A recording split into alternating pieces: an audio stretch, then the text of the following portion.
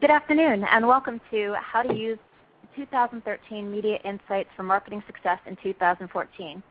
My name is Caroline Silver, and I will be serving as your moderator today. You'll be hearing a presentation from Rob Gatto highlighting some of the most useful and timely insights from Neustar's latest Global Media Intelligence Report, covering data from 2013. We'll be taking some time for a Q&A at the end of the webinar, so please submit your questions as we go, and we'll take as many as we can after the presentation. A little background on our speaker. Rob has more than 25 years' experience in the technology industry, managing marketing, sales, distribution channels, and new market development, and is currently Senior Vice President of Media and Advertising at Neustar. Prior to Neustar, Rob was the President of Aggregate Knowledge, where he managed sales and strategic accounts. He has held previous executive positions at PointRoll, where he was CEO, Shop Local, now a retail division of PointRoll, Hyperion Solutions, the leader in financial analytics software, and SPSS Inc., the leading provider of predictive analytics and data mining software. Now moving along to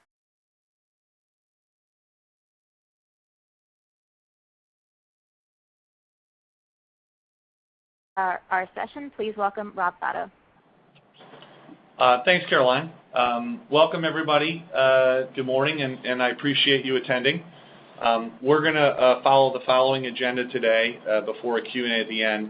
I'm going to spend a brief moment just talking a little bit about the challenges that marketers currently face today.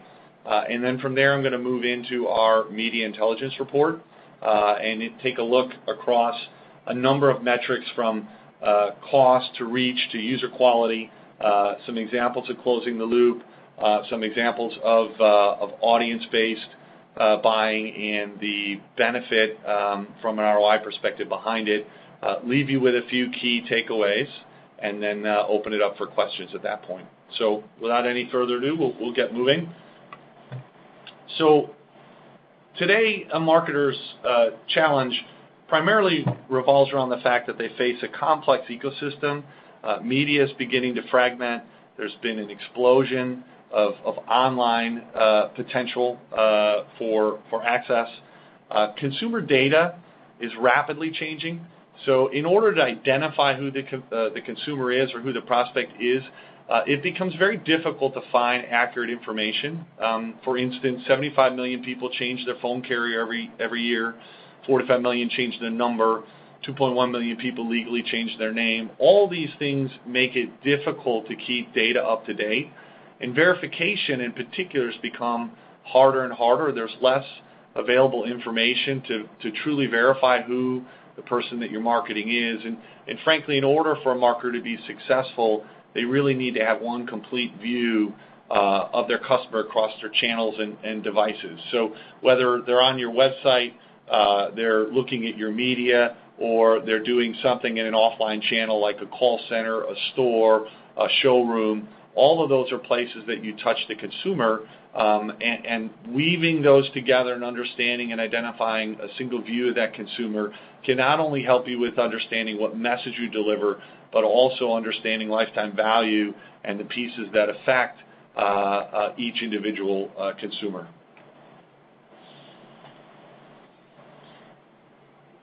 Online and mobile ad spend in the U.S. is projected to almost double between now and 2017, according to eMarketer. And as that digital spend continues to grow, so does the need to better allocate media budgets across those channels or inventory providers or campaigns. The question is how do marketers quickly and easily sift through all the data points that they get to make actionable information out of those insights? How do they decide how to move that money around and how to integrate digital as a major part of their marketing efforts?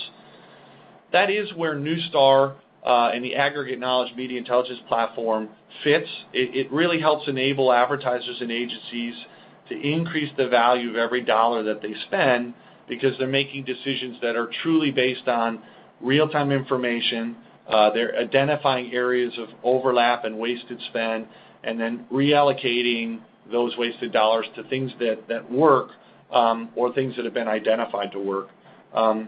This report that I'm going to walk through from here forward, the goal is really to help inform marketers about some of the trends that we saw in 2013 across our client base, and really to help you enhance some of your strategies and your efforts for 2014.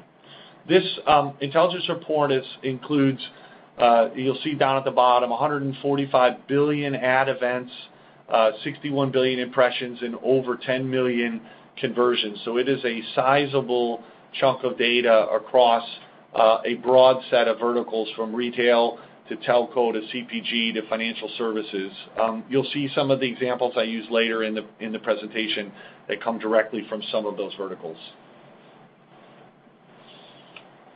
Okay, so the first index we're going to talk about is cost. And this index is evaluated to include cost per thousand, cost per click, and cost per action.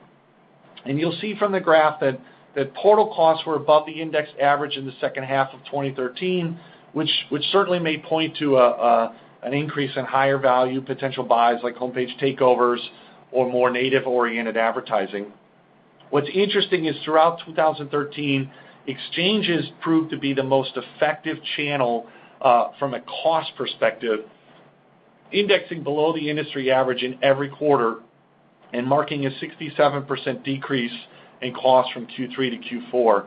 This definitely indicates that exchanges are becoming more efficient at driving engagement and may very well be a great option if your campaign focus is on reaching a large audience at a low cost. But cost is not everything. And when you begin to look beyond cost and you think about reach efficiency and user quality, you begin to see that social and even portals begin to take a leadership position. Social was the biggest driver of reach, performing at 197% better than the next best channel. And reach is defined by us as unique reach. This is the number of people that you find that are unique to your channel that cannot be found anywhere else in the ecosystem. Social is the only channel that performed above that average for all of 2013.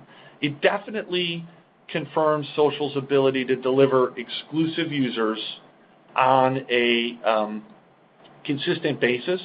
All channels except for exchanges showed improvement in Q4. It's interesting that when you look at reach efficiency versus cost, you see kind of a flip here, which is exchanges do the poorest job of reaching unique users, while social and portal and even ad networks do a fairly decent job.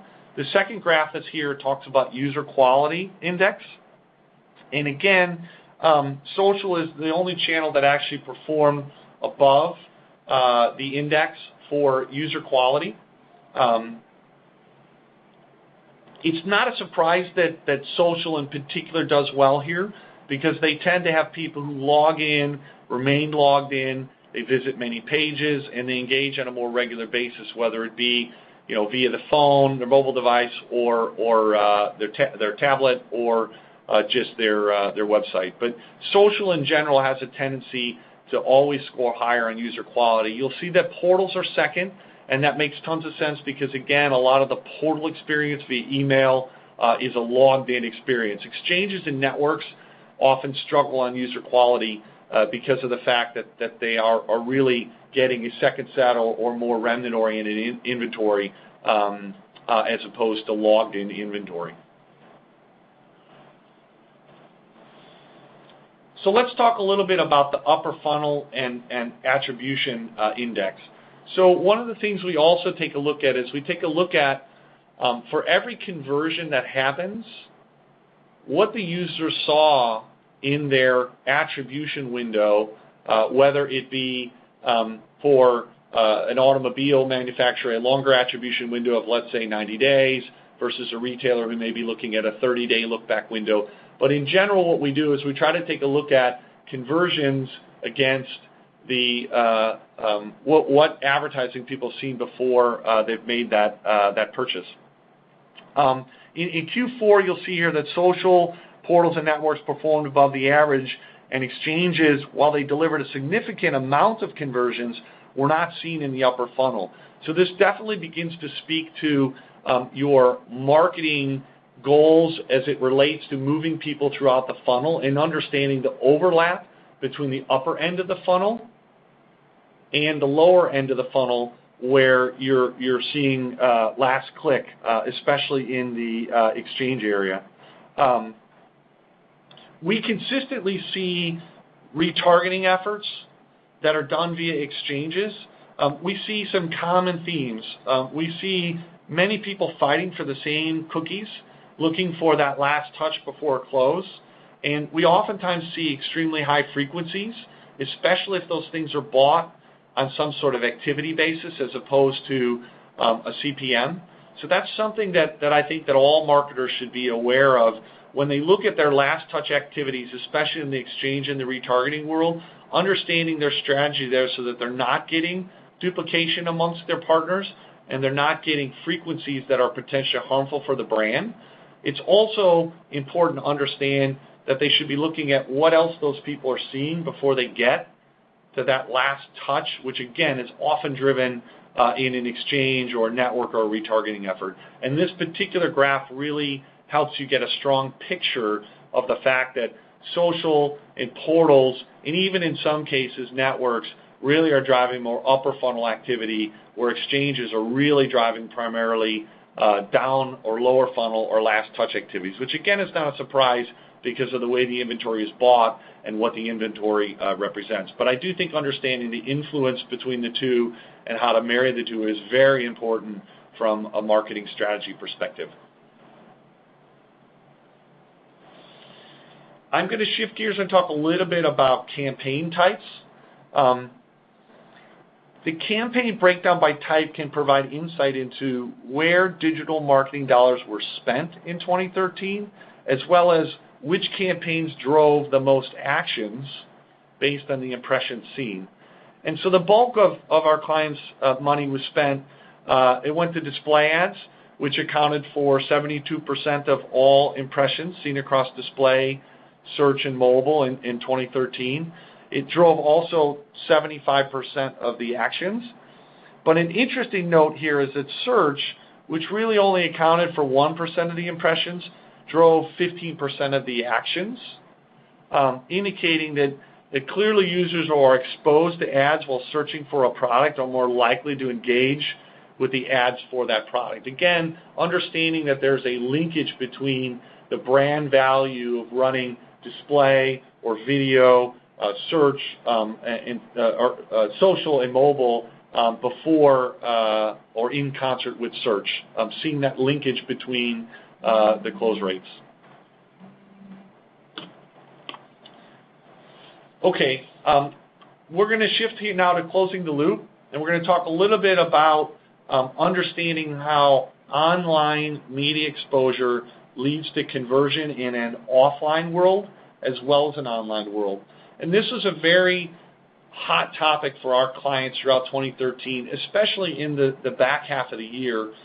We began to see more and more clients look at a omnichannel type approach, trying to understand how their digital media affected their offline sales in addition to the online. And we all know it's really easy to track at an online level. We can completely match online conversions back to the online exposure. The challenge that comes into trying to relate offline conversions back into online exposure.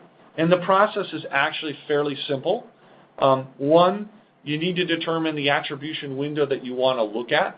So do I want to look 30 days back for exposure from a given conversion, 60 or 90, or maybe even less, maybe a week or two? The second is you need to onboard your CRM data. So if you actually have sale data, that gets onboarded. If you don't have sale data, for instance, if you're a consumer packaged goods company or you're an automotive, we have third-party data sources that you can use that help you close the loop within the offline channel. And then once that CRM data or that third-party data is onboarded, which means that it's been matched to cookies in the digital world, now we're able to take a look at those cookies that were exposed versus those were not exposed, and then begin to draw inferences around the performance of people who were exposed and people who were not.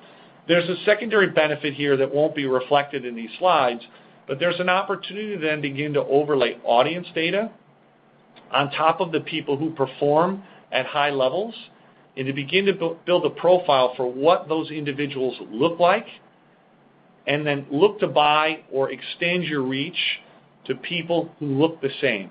So a very typical reach extension opportunity is to onboard my CRM data, understand how those people react to the advertising I'm providing them, and then utilize the profile, the attributes around my best customers to go ahead and look for additional.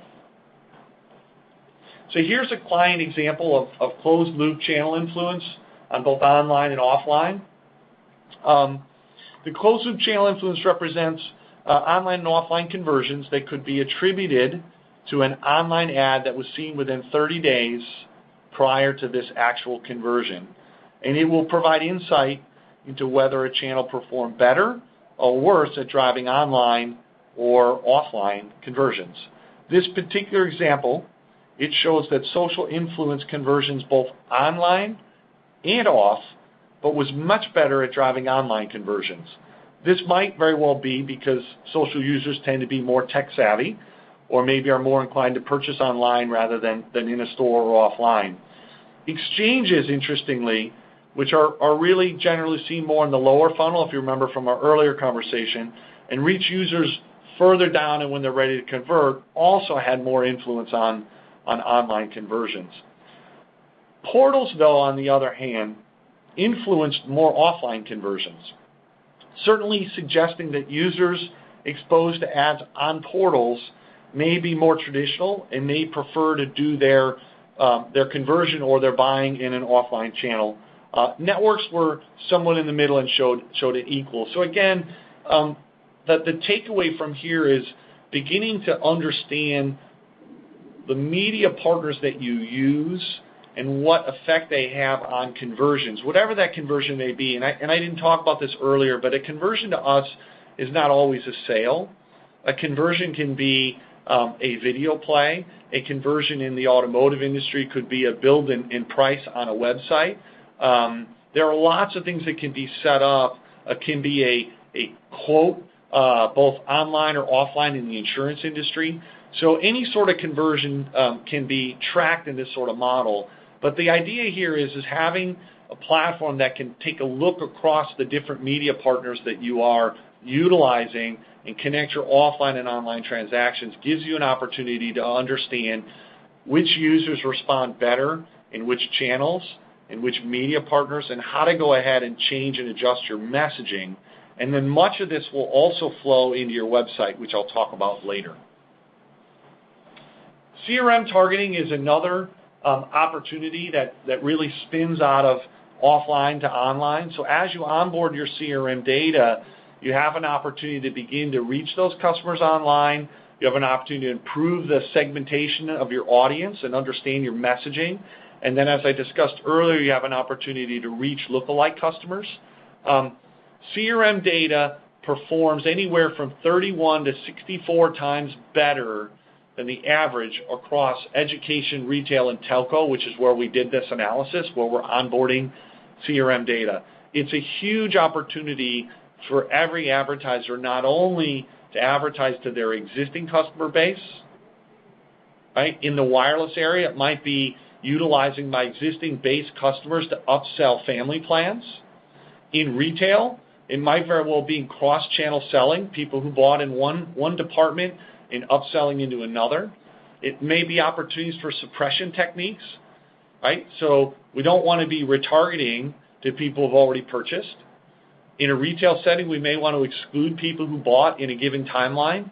So maybe they bought in the last 2 weeks, and we find that our average number of visits to the store is once a month or twice a month. So we want to exclude people who recently visited.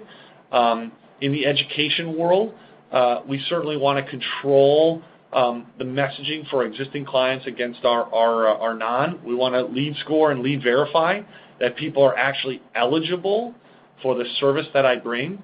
In the cable industry, this is another great example of profiling the people who are potentially customers for cable only or cable and phone, or cable phone and internet, and understanding when I bring them to my website, which offer do I want to show them. All this can be gleaned from onboarding your CRM data and understanding what those customers look like, and then applying those techniques to additional reach extension.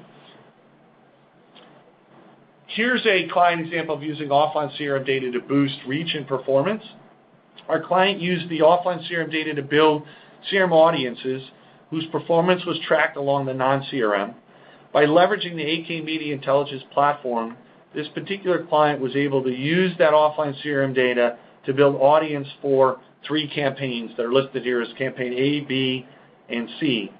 The performance of those audience was tracked alongside that of non-CRM or non-customers. And you'll see here that the lift across each of the campaigns range from anywhere from 400 to 200% above those that were non-CRM. It simply shows the value, again, of leveraging that first-party CRM data. I mentioned audiences, so we're going to run through a couple of slides that are tied to showing you that using audience data can truly help performance or lift the performance. In this particular example, the performance lift from targeting top audiences in this telco vertical was 1,400% above the average, the campaign average. And so this means that the marketer has seen and recognized substantial lift by running campaigns that are targeted to audiences that we know work. And again, this relates back to the CRM example. Using your CRM data and understanding the profile and the attributes that are attached to those customers helps you determine and figure out which are the right segments, which are the right attributes that drive performance. And then the Media Intelligence platform allows you to go ahead and keep score and then make recommendations, which you'll see in my next example,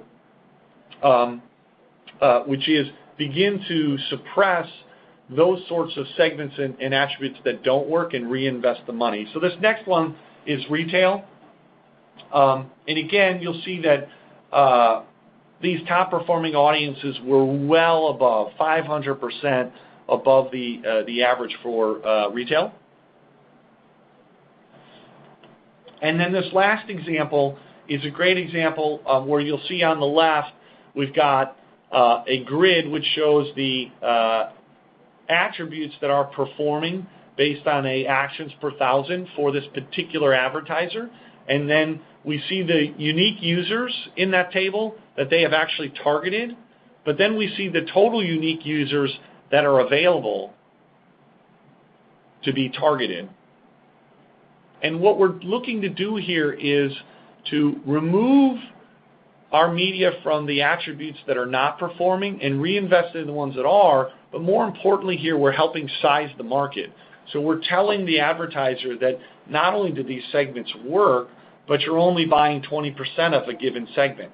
And there's 80% of that segment left for you to go out and buy. So again, helping you direct your media dollars towards segments that work and out of segments that don't. And then in the end, you'll see in this particular example, reinvesting 35% of the underperforming or the bottom back into the top produces, a $345,000 impact on sales in this particular campaign. Again, just examples of how you use CRM data, audience data, and a centralized media intelligence platform to go ahead and drive value. So I've talked a lot about a centralized marketing solution. It really helps advertisers achieve 2 goals. How do I grow my exclusive reach, and how do I increase my sales? These centralized marketing solutions help clients identify, verify, and score their best customers.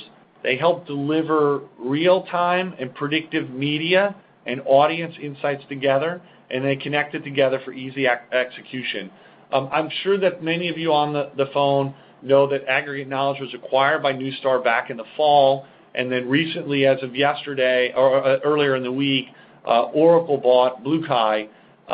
Years ago, Adobe bought Demdex. You're beginning to see what I believe is the movement towards a full marketing services stack that can help the advertiser centralize all their data and use that data across the three primary channels: their website, their media, and their offline channels.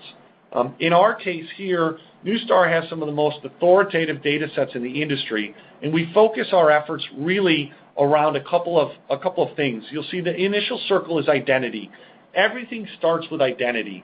Understanding your client base and how that client base relates to the prospects that are available to you, and understanding how those people interact with you is the starting point for any centralized marketing solution.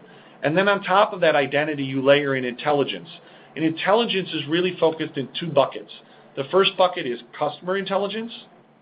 All right? This is the ability to identify, verify, and score your customer and tie the data to real-world activities that your customer is undertaking, whether they be in the offline world, whether they be in a call center, whether they be in email, or whether they be on your website. And then the second is media intelligence, which is all about understanding how the media that you're running relates back and interconnects with all that customer intelligence. And then once you have a full picture of how your media is working as it relates to your customers, now you have the ability to activate it and truly target and spend your media dollars, organize your website, and organize the people and the processes that integrate in the offline world, all with a single message, so that no matter where I come in the life cycle, or no matter where I touch you, from a consumer perspective, you know who I am, and you're the best way to market and to communicate to me.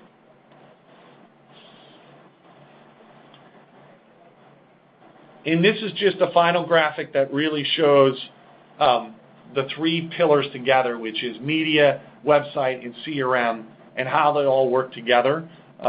And we've talked a lot about this, so I'm not going to belabor it on this site, but this is just a little better graphic that helps you understand how those things all need to work in concert. And in order to work in concert, you need some centralized marketing platform in the middle that's capable of identifying the individual and then helping you understand and impact your communications with them across these three areas. So back to the top, the key takeaways out of this webinar should have been that exchanges perform best for cost efficiency, but they do have limitations. Social delivers the highest reach efficiency and user quality. So if I want users I can't find anywhere else, and I want the quality of them to stay, I don't want cookies that disappear, social is the place to go. Social and exchanges have more influence on online sales. Portals appear to have more influence on offline sales. CRM data far outperforms advertising that's done without CRM data, and then clearly integrating audiences built off of that CRM data allows you to truly deliver conversion lift both in the store and online. So with that, I'm going to open it up for questions, and I thank you for your patience in moving through the deck. Thanks a lot, Rob. Okay, we have our first question came in, and it is, how do I get started when it comes to using CRM data? So that's a great question. I mean, everybody saw everybody has probably seen the issues Target had through the holidays with the credit cards. Clearly, CRM data is very, very important to any advertiser.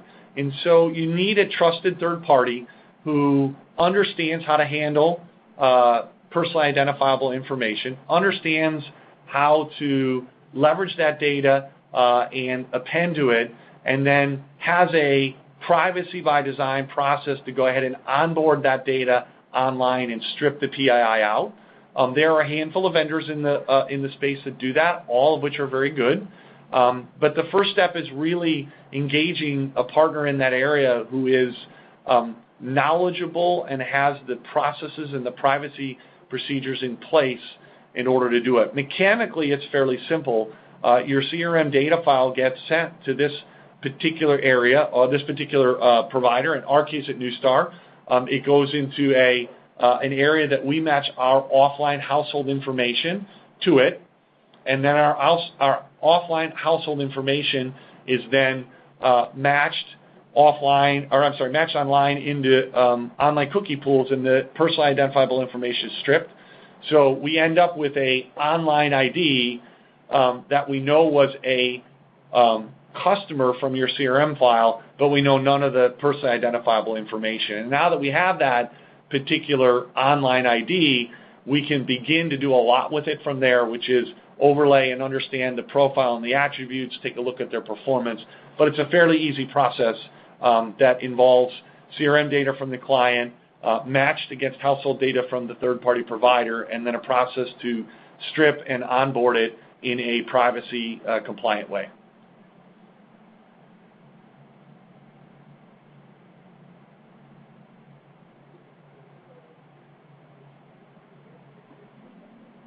Are there any other questions, Caroline?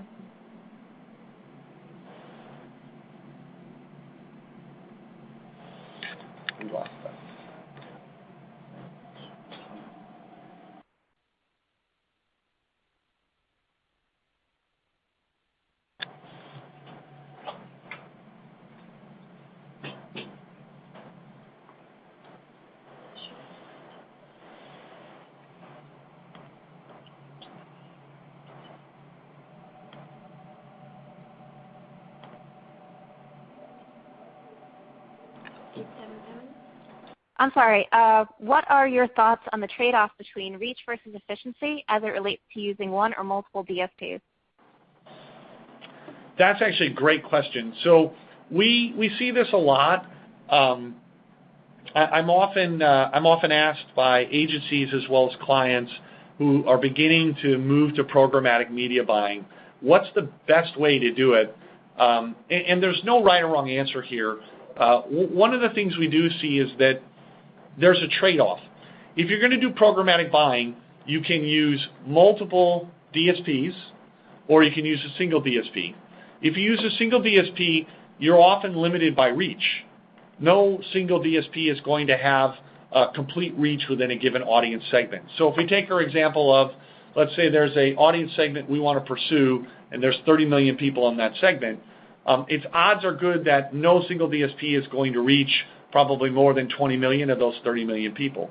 And if that's a high-performing segment, you're losing the opportunity to get to the 10 million people if you were to go from a reach and efficiency play with a single DSP. If you move to multiple DSPs, you do present additional challenges. You have an opportunity to get closer to the 30 million, but you now might have duplication in your buy, and you might actually bid against yourself for the same cookie if you have two DSPs. So one of the things that we believe is that a centralized marketing platform like this will give you the ability to kind of see a topographical map of where those 30 million people exist and how to discretely buy them across multiple DSPs, which gives you an opportunity for maximized reach without sacrificing efficiency.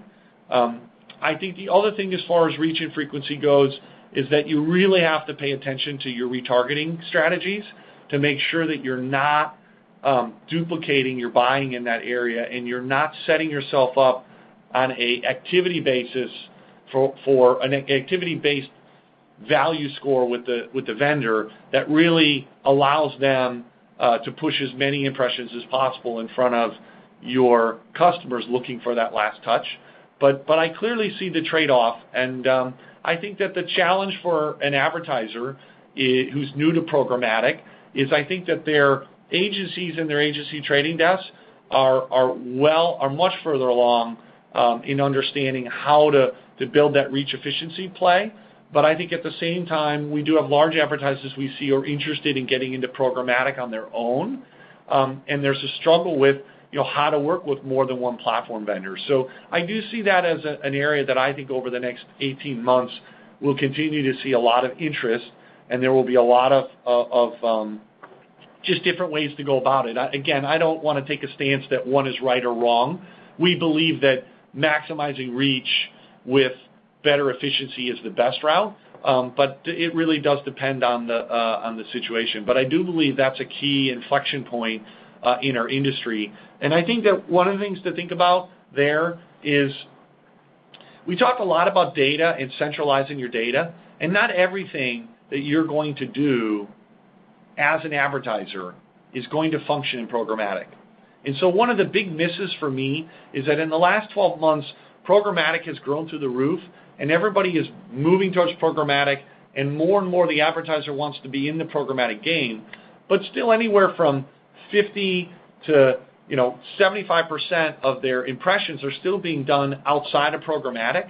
And if you can't tie all those things together, then you really have missed an opportunity. And so we believe at Neustar that you need a neutral player who sits in the middle, doesn't buy or sell media, doesn't arbitrage media. And what ends up happening is that all of the publishers that you may buy your inventory from allow you to place that analytics pixel that now allow you to answer questions like, I'm running my advertising on Yahoo.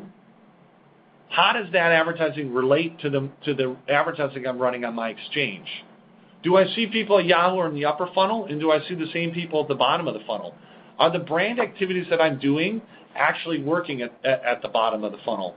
And so I do think that programmatic will continue to expand, and you'll begin to see private networks, and you begin to see more what I would call high-value portal-type inventory show up in programmatic, but I think it will still be different. I've spoken to a number of publishers in the last few months who are moving down the road of their own private exchange to help with the programmatic part of buying, but at the end of the day, you're going to want to be able to link and see everything that you run from an advertising perspective, not just what you run in the programmatic channel. And I think that that's the biggest weakness if you try to combine your centralized data strategy with a DSP. You end up with a very good combination, but it ends up in a small silo. It doesn't end up in places across your media buy. And I'll give you a couple of great examples. Amazon is a great example. Amazon will not allow an analytics tracking pixel on their site from one of the DSPs. Facebook today will not allow a cookie to be dropped by a DSP. And the reason is that a DSP's general nature, their business is to find those cookies and retarget them in the exchanges. And neither somebody like Amazon or Facebook wants their users to be bought back in the exchanges. And that shows when you see the earlier parts of the Global Media Intelligence Report that the social in particular has a broad-based, very quality set of users, and they're not interested in giving that up into a more programmatic exchange area. So long answer, but there's a lot of facets to that. And like I said, I don't think there's a right or wrong, and I do believe it's an evolution of the journey that we'll see over the next 18 months. Okay, Rob, I think we have time for just one more question, and our final question is, what's required in order to close the loop? So if you have sale data, what's required to close the loop is to onboard that data. As we talked about earlier, the CRM data, it gets matched to online IDs, and then the centralized platform tracks the exposure that's been delivered to those online IDs and can match back the exposure to the sale. If you don't have sale data, you're a CRM or a CPG company, you can use third-party data sources like a Nielsen Catalina, a dunnhumby, I think a shop.com. There's a handful of data sources that we can use there. Those sorts of studies are longer term. One of the things that Neustar is actually working on now is trying to figure out how to make that sort of measurement more continuous throughout the campaign so that you can see see that effect while you're still buying your media as opposed to seeing it 60 days later. But that's what's included. That's what's necessary at this point to close the loop. Great. Thank you so much, Rob, for all your valuable insights, and thanks to everyone for attending today. If you have any further questions, please submit them, and we'll follow up with you personally as soon as possible. Have a great day, and we'll see you next time. Thank you.